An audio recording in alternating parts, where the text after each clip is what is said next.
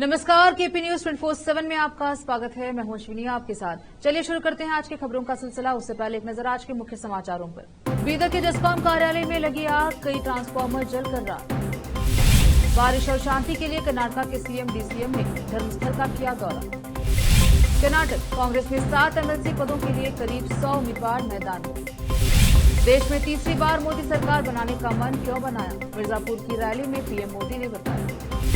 24 घंटे में देश में आया हादसों का बवंडर, गुजरात, यूपी, दिल्ली और मुंबई में 48 लोगों की मौत।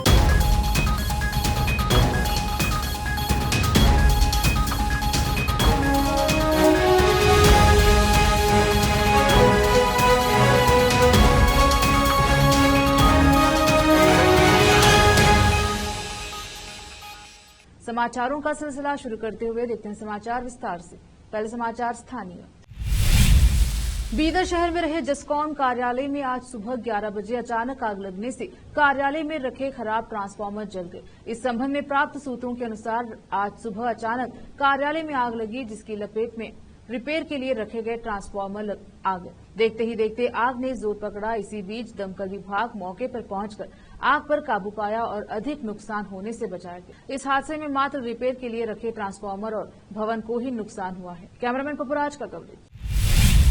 मुख्यमंत्री सिद्धरामैया, उप मुख्यमंत्री डीके शिवकुमार और उनके कुछ कैबिनेट सहयोगियों ने शनिवार को श्री क्षेत्र धर्मस्थल मंजुनाथ स्वामी मंदिर में पूजा अर्चना की। बाद में मीडिया से बात करते हुए दोनों ने कहा कि उन्होंने भगवान से अच्छी बारिश, भरपूर फसल और कर्नाटका में शांति के लिए आशीर्वाद मांगा। एक्स पर बात करते हुए सीएम ने कहा कि श्री क्षेत्र धर्मस्थल मंजुनाथ स्वामी मंदिर में जाकर अच्छी बारिश और फसलों के लिए विशेष पूजा की। मैंने सभी के जीवन में सुख, शांति और समृद्धि की प्रार्थना की। सीएम ने आगे कहा कि उन्होंने कुछ महिला भक्तों से मुलाकात की, जिन्होंने गृहलक्ष्मी योजना पर खुशी व्यक्त की, जिसके तहत परिवार की प्रत्येक महिला मुखिया को 2000 रुपए दिए जाते हैं। उप मुख्यमंत्री डीके शिवकुमार ने कहा कि धर्माधिकारी डॉक्टर डी वीरेंद्र हेगड़े ने राज्य सरकार की शक्ति योजना पर प्रसन्नता व्यक्त की, जो आरटीसी बसों में महिलाओं के लिए मुफ्त बस यात्रा की पेशकश करती है। उन्होंने कहा कि इससे राज्य के विभिन्न कोनों से महिलाओं को भगवान मंजुनाथ के दर्शन के लिए मंदिर जाने में मदद मिली है। उप मुख्यमंत्री ने कहा कि महिला श्रद्धालुओं ने गृहलक्ष्मी योजना पर खुशी जाहिर। उप मुख्यमंत्री ने आगे कहा कि उनकी प्रार्थना और आशीर्वाद से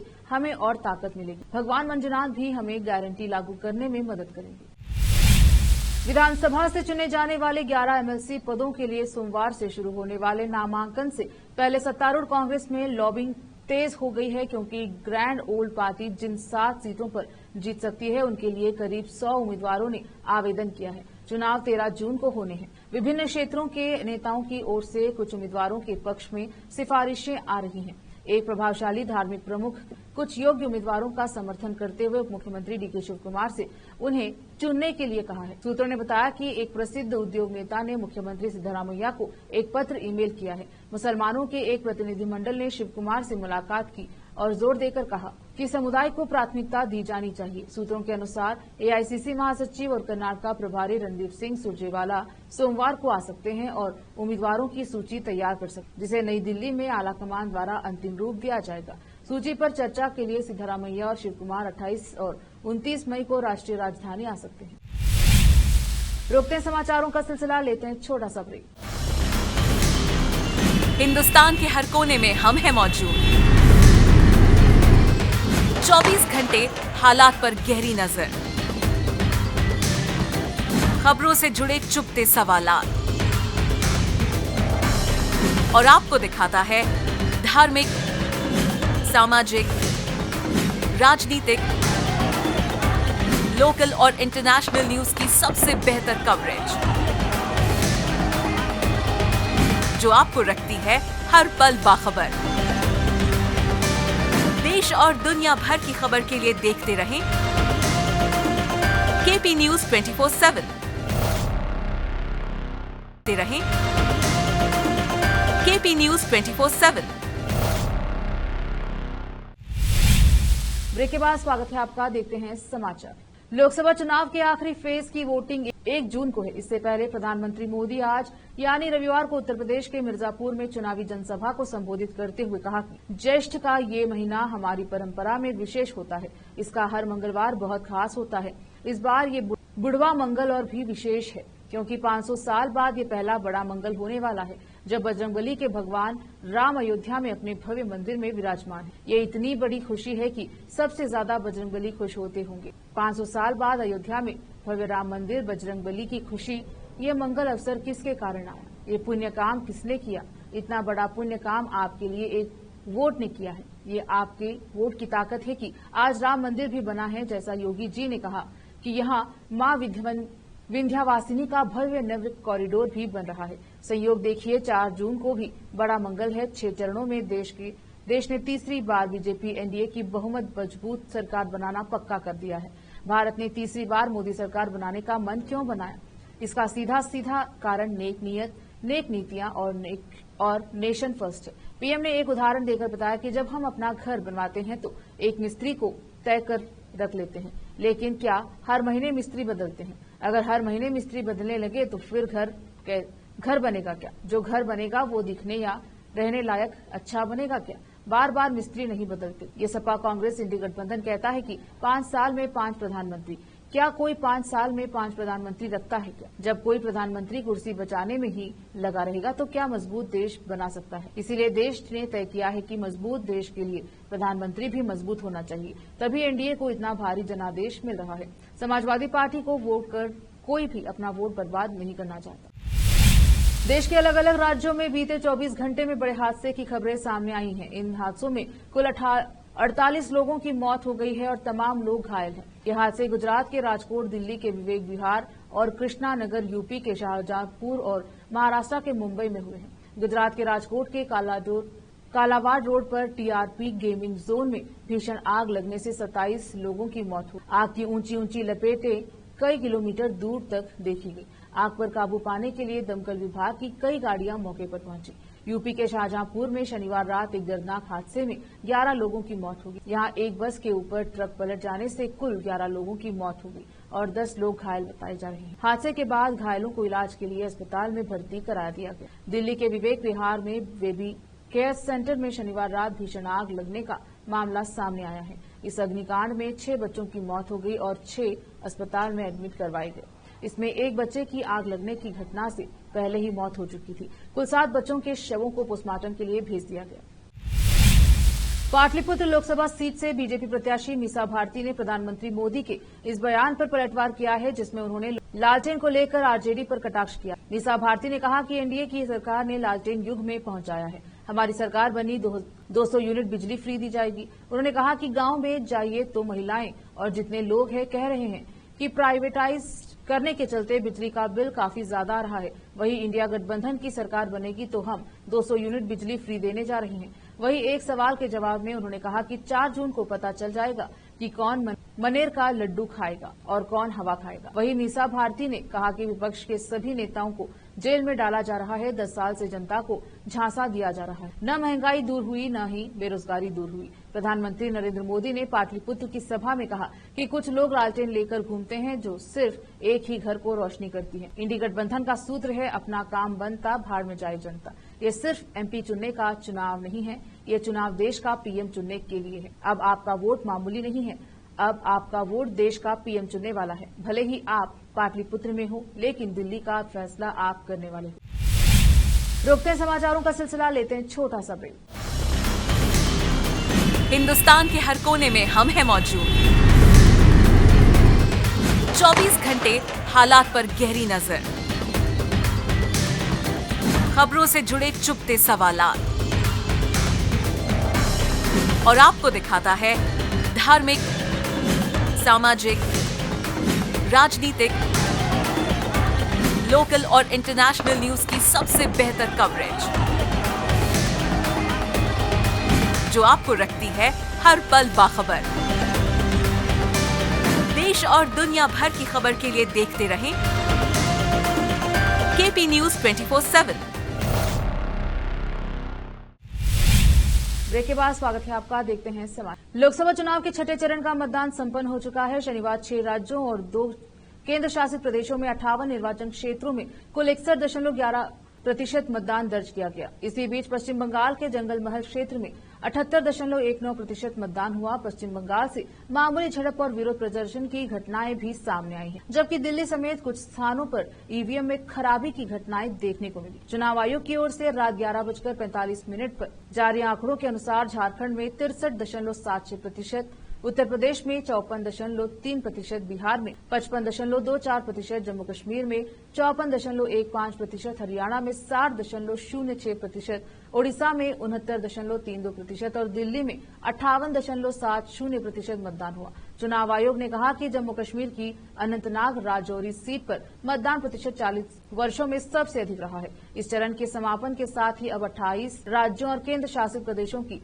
486 सीटों पर मतदान पूरा हो गया है। 7 चरणों में से आखिरी चरण का मतदान 1 जून को होना है। मतगणना 4 जून को होगी। वहीं भीषण गर्मी को देखते हुए कई मतदान केंद्रों पर ठंडे पानी, कूलर, पंखे और तंबू की व्यवस्था की गई। बुजुर्ग मतदाताओं की सहायता के लिए व्हीलचेयर भी रखी गई थी। छठे चरण में 11.13 करोड़ से अधिक मतदाता थे, जिनमें से 5.84 करोड़ पुरुष, 5.29 करोड़ महिला और 5,120 ट्रांसजेंडर वोटर थे। चुनाव आयोग ने 1.14 लाख मतदान केंद्रों पर लगभग 11.4 लाख अधिकारियों को तैनात किया था। राजधानी दिल्ली में राष्ट्रपति द्रौपदी मुर्मू, केंद्रीय मंत्री एस जयशंकर और हरदीप सिंह पुरी, दिल्ली सरकार में मंत्री आतिशी, कांग्रेस नेताओं सोनिया गांधी, राहुल गांधी ने मतदान किया। दिल्ली की सभी 7 सीटों के अलावा उत्तर प्रदेश की 14 सीट, हरियाणा की सभी 10 सीट, बिहार और पश्चिम बंगाल की 8-8 सीट, ओडिशा की 6 सीट, झारखंड की 4 सीट और जम्मू कश्मीर की 1 सीट पर मतदान हुआ। इसके अलावा ओडिशा में 42 विधानसभा सीटों और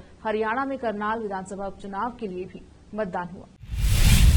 दिल्ली में बढ़ते तापमान के बीच लोकसभा चुनाव के छठे चरण का मतदान शनिवार सुबह 7 बजे शुरू हो गया और शाम 6 बजे तक वोटिंग हुई। दिल्ली में शनिवार को तापमान 46.9 डिग्री सेल्सियस पर पहुंच गया, जो सामान्य से लगभग 7 डिग्री अधिक है। फिर भी वोटर्स का उत्साह दिखा और वे मतदान के लिए घर से बाहर निकले। लोगों ने भीषण गर्मी के बीच भी जमकर मतदान किया।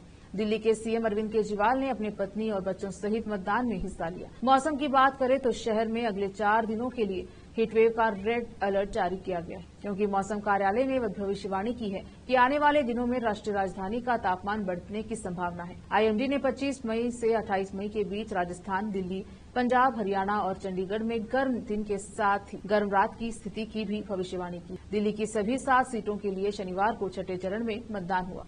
मतदान के दिन दिल्ली में अधिकतम तापमान दर्ज किया गया है। सबसे अधिक तापमान मुंगेशपुर इलाके में 46.9 डिग्री सेल्सियस दर्ज किया गया है। उसके बाद नजफगढ़ में तापमान 46.8 डिग्री सेल्सियस, नरेला में 46.7 डिग्री सेल्सियस रहा। मौसम विभाग के मुताबिक उत्तरी भारत में उच्च दबाव प्रणाली द्वारा संचालित लगातार गर्मी के कारण दिन के तापमान में नाटकीय रूप से वृद्धि हुई। आईएमडी ने कहा है कि मौजूदा लू जारी रहने की संभावना है। बंगाल की खाड़ी में बन रहे चक्रवाती तूफान रेमल का असर देखने में मिला है। आज रात तक के चक्रवाती तूफान तटीय इलाकों से टकराएगा। रेमल की वजह से जहां सरकारें पूरी तरह से तैयारी करती नजर आ रही हैं, वहीं भारतीय रेलवे पर भी इस चक्रवाती तूफानी का असर देखने को मिल रहा है। रेमल तूफान की वजह से कई ट्रेनों को रद्द कर दिया गया है। इसके साथ ही हेल्पलाइन नंबर भी जारी किया गया है। चक्रवात से निपटने के लिए राज्य में एनडीआरएफ की 12 टीमों का गठन किया गया है। इसके अलावा कोलकाता में 15 आपदा प्रतिक्रिया टीमें बनाई गई हैं। रेमल की वजह से होने वाले नुकसान को ध्यान में रखते हुए पहले से ही नियंत्रण कक्ष स्थापित कर दिए गए हैं। इसके लिए लाल बाजार में एक विशेष नियंत्रण कक्ष खोला गया है। इस नियंत्रण कक्ष में एक एकीकृत टिप्पणी केंद्र बनाया गया। इस नियंत्रण कक्ष में पुलिस अधिकारियों के अलावा फायर ब्रिगेड, कार्य विभाग, बिजली विभाग, वन विभाग, आपदा प्रतिक्रिया बल, कोलकाता नगरपालिका के सदस्य भी रहेंगे। इसके अलावा 9432610428 और 9432610429 पर कॉल करके लाल बाजार के कंट्रोल रूम से संपर्क किया जा सकता है। टर्बुलेंस की चपेट में आए सिंगापुर एयरलाइंस के विमान में घायल हुए यात्रियों का इलाज बैंकॉक के अस्पताल में चल रहा है। हादसे के 4 दिन बाद भी 43 मरीज बैंकॉक के 3 अलग अलग अस्पतालों में भर्ती हैं। डॉक्टरों का कहना है कि अस्पताल में भर्ती सभी लोग खतरे से बाहर हैं। समिति वे श्रीनाकारीन अस्पताल में 34 मरीज भर्ती है, जिनमें 7 गहन देखभाल में हैं। इनमें से 3 ऑस्ट्रेलियाई, 2 मलेशियाई, 1 ब्रिटिश और 1 न्यूजीलैंड का नागरिक है। अस्पताल में भर्ती 22 यात्रियों की रीढ़ की हड्डी और 6 यात्रियों के सिर में चोट आई है। लंदन से सिंगापुर के लिए उड़ान भरने वाले इस विमान को मंगलवार को अचानक टर्बुलेंस का सामना करना पड़ा और करीब 3 मिनट के अंदर यह 6000 फीट नीचे आ गया। इस दौरान विमान में 73 वर्षीय एक ब्रिटिश शख्स की मौत हो गई। अधिकारियों ने कहा था कि 73 वर्षीय ब्रिटिश व्यक्ति को दिल का दौरा पड़ा होगा। हालांकि इसकी पुष्टि अभी तक नहीं हो पाई है। विमान में कुल 229 लोग सवार थे, जिनमें 211 यात्री और 18 चालक दल के सदस्य। टर्बुलेंस की वजह से चोटिल होने के कारण अस्पताल में भर्ती सबसे बुजुर्ग मरीज की आयु 83 वर्ष है। विमान के उड़ान भरने के लगभग 10 घंटे बाद 37,000 फुट की ऊंचाई पर इरावदी बेसिन पर अचानक तीव्र टर्बुलेंस के कारण करीब 60 यात्री घायल हो। लंदन से सिंगापुर जा रही इस उड़ान को आपात स्थिति में बैंकॉक में उतारा गया था। फिर से एक नजर आज के मुख्य समाचारों पर। बीदर के जस्कॉम कार्यालय में लगी आग, कई ट्रांसफार्मर जलकर राख। बारिश और शांति के लिए कर्नाटक के सीएम डीसीएम ने धर्मस्थल का किया दौरा। कर्नाटक कांग्रेस में 7 एमएलसी पदों के लिए करीब 100 उम्मीदवार मैदान में।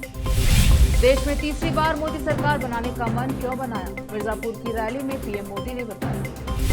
24 घंटे में देश में आया हादसों का बवंडर, गुजरात, यूपी, दिल्ली और मुंबई में 48 लोगों की मौत।